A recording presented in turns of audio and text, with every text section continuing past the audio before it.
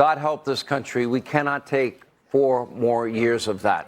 Anyway, all this after Biden took last night off to prepare for today's big event. Now, he was a no-show at last night's dinner with our NATO allies. So does any of this inspire confidence? Of course not. And neither does the leadership of Biden's Democratic pals out in California. Get this, a state assembly out there in California panel just blocked passage of a bill that would have increased the penalties for repeat child sex offenders. Repeat offenders. Here with reaction, the governor of a state where common sense matters, Noem of the great state of South Dakota. How are you, Governor? Good to see you. Thanks for having me on tonight, Sean. All right. I find it humiliating for our country. I can't help it. I love America, and to see this embarrassment day in and day out, I find it hard to watch. It makes me nervous. I watch these summits and I look at Biden up there and I get nervous because I realize how powerful it is to have the president of the United States up there and what a picture it sends to the world of the strength of our country. And then he can barely get through a sentence. He can barely find his way off stage. I'm surprised Zelensky helped him off the stage, frankly. And it just is, an example over and over again of the ways that this administration is failing. And we are failing at even the basic, what it takes to be president, and that's stand up, be strong on a world stage, lead the world in peace and strength, and he just can't do it.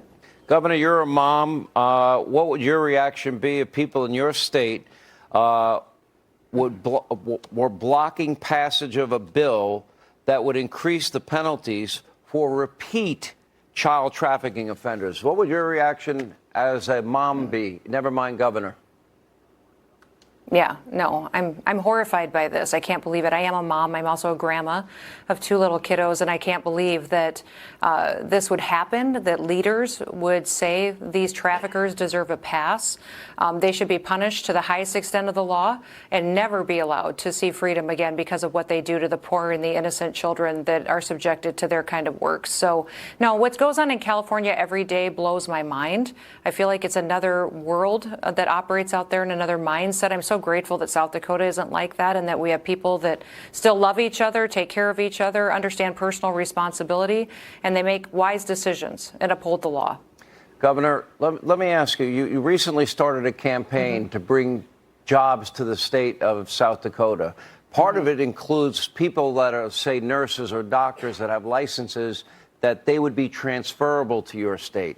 But more importantly, you talked about having the lowest unemployment in the country of any state, and you are looking for people to be employed there, and you have an apprentice program, correct me if I'm wrong, that starts people out at over $80,000 a year?